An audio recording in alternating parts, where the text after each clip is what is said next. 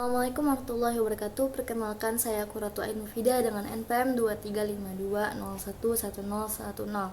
Di sini saya akan merepresentasikan beberapa pertanyaan ataupun urgensi terkait naskah akademik dan juga raperda yang telah kelompok saya dan buat. Logam adalah warisan budaya berharga dari bumi skala bekak yang memiliki keunikan luar biasa. Nah, di sini kita akan membahas urgensi, landasan filosofis, kekhasan pasal, sampai relevansi bagi daerah lain di Indonesia. Pertama, kita akan membahas apa sebenarnya urgensi dari naskah akademik dan juga raperda yang telah kami buat bagi pelaksanaan otonomi daerah dan kesejahteraan rakyat di Kabupaten Lampung Barat. Nah, dari perspektif otonomi daerahnya sendiri, kehadiran raperda ini kami buat sebagai wujud nyata dari pelaksanaan Undang-Undang Nomor 23 Tahun 2014 tentang pemerintahan daerah, di mana undang-undang tersebut memberikan wewenang kepada kabupaten untuk mengelola urusan kebudayaan sendiri, sehingga kebudayaannya sebagai urusan pilihan.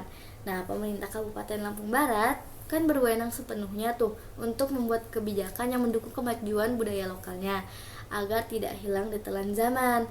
Seperti yang kita tahu, dengan adanya regulasi ini, motif kain celugam punya payung hukum yang lebih kuat sebagai kekayaan intelektual kelompok masyarakat.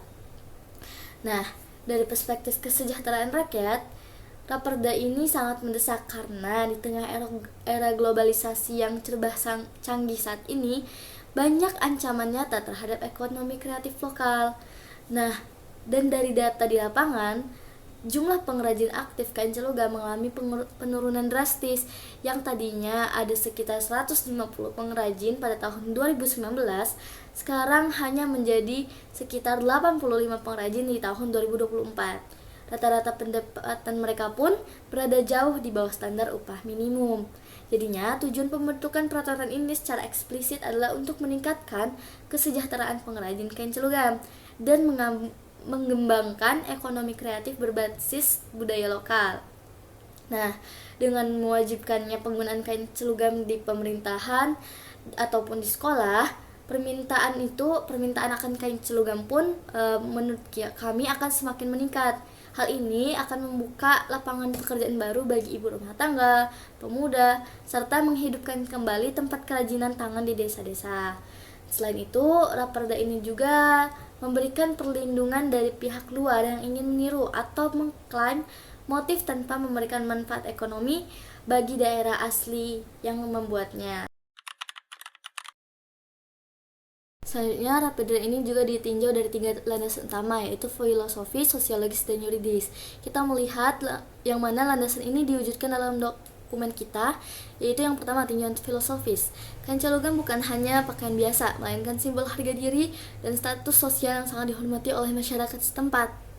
Nah, setiap motif mengandung makna filosofis yang mencerminkan konsep luhur pils pesenggiri atau harga diri dan kehormatan. Hal ini dapat kita temukan di naskah kami pada bab 4 bagian A yang menyatakan pelestarian celugam adalah bentuk perlindungan martabat masyarakat berbudaya. Di dalam raperda ini, landasan tercerminkan pada bagian konsideran menimbang huruf A dan B yang menegaskan bahwa celugam merupakan aset yang nilai luhurnya harus dirawat dan dijaga. Nah, melalui tinjauan sosiologis, generasi muda saat ini lebih mengenal pakaian modern dibandingkan kain tradisinya, dan para pengrajin kekurangan akses modal serta pemasaran.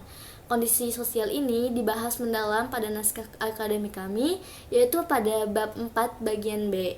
Untuk menjawab masalah sosial ini, raperda kami menghadirkan solusi konkret, yaitu pada bab 9 pasal 12 yang mewajibkan pemerintah daerah memberdayakan pengrajin melalui pendidikan, keterampilan, pendampingan usaha, serta bantuan permodalan. Nah, tinjauan yuridisnya, secara hukum, kekayaan intelektual yang bersifat komunal membutuhkan perlindungan spesifik yang selaras dengan konstitusi. Landasan yuridisnya itu diuraikan dalam naskah kami pada bab 4 bagian C.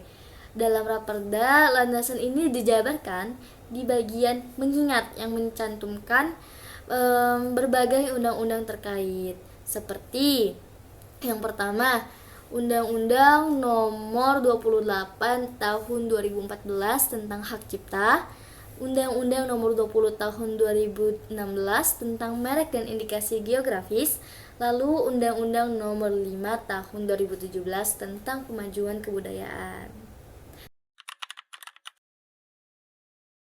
Kekhasan utama Raperda ini terletak pada pengakuan kain cerugam sebagai hak intelektual kolektif beserta instrumen kelembagaannya. Ini bukan hak cipta milik individu, melainkan hak milik komunitas masyarakat adat. Berikut merupakan pasal atau ayat yang menjadi kekhasan tersebut. Nah, yang pertama ada pasal 3 ayat 1 dan 2 Raperda. Pasal ini secara tegas menggarisbawahi bahwa kain celugam merupakan hak intelektual kolektif yang dimiliki masyarakat daerah asal. Hak tersebut tidak hanya mencakup fisik kain, tetapi juga terkait motif, nilai budaya, filosofi, hingga pengetahuan tradisional dalam proses pembuatannya.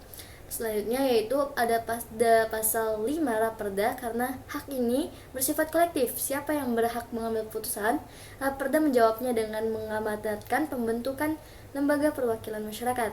Lembaga ini secara khusus melibatkan unsur tokoh adat, perwakilan pengrajin, dan akademisi untuk mengelola pemanfaatan hak dan merekomendasikan lisensi.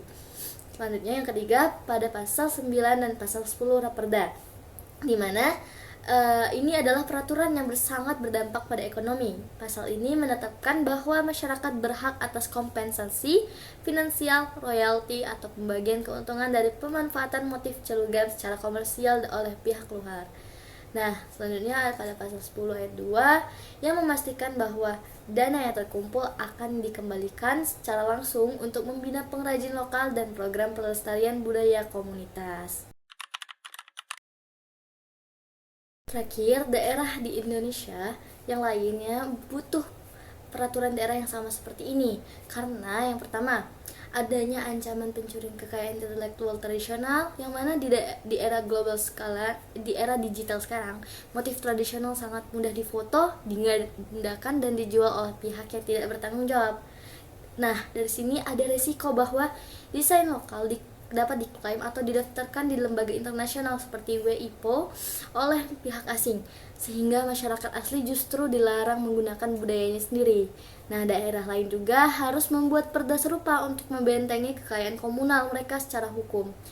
Lalu yang kedua, adanya pergeseran paradigma ekonomi kreatif, di mana warisan budaya tidak lagi hanya dilihat sebagai benda sejarah yang disimpan di museum. Budaya adalah aset ekonomi produktif yang apabila dikomersialisasikan secara berkelanjutan dapat meningkatkan devisa dan kesejahteraan masyarakat, seperti yang terbukti di negara-negara Asia lainnya. Lalu yang ketiga, adanya kelemahan sistem hak cipta individual, di mana undang-undang hak cipta yang ada saat ini lebih berfokus pada pencipta tunggal yang dapat diidentifikasi daripada pencipta yang banyak atau komunal gitu. Padahal pengetahuan tradisional seperti kain adat diciptakan secara kolektif lintas generasi. Model perlindungan intelektual kolektif yang ditawarkan dalam Raperda ini juga memastikan bahwa manfaat ekonominya terdistribusi secara adil kepada seluruh komunitas pengrajin, bukan hanya menguntungkan pemodal ataupun individu tertentu. Oleh karena itu, Perda Perlindungan Warisan Budaya Komunal bukan hanya kewajiban moral daerah, tetapi sebuah instrumen mutlak untuk memajukan perekonomian lokal secara berkeadilan. Oke, mungkin itu saja dari saya. Cukup sekian. Saya mohon maaf apabila ada kesalahan, kepada Allah saya mohon ampun. Wassalamualaikum warahmatullahi wabarakatuh.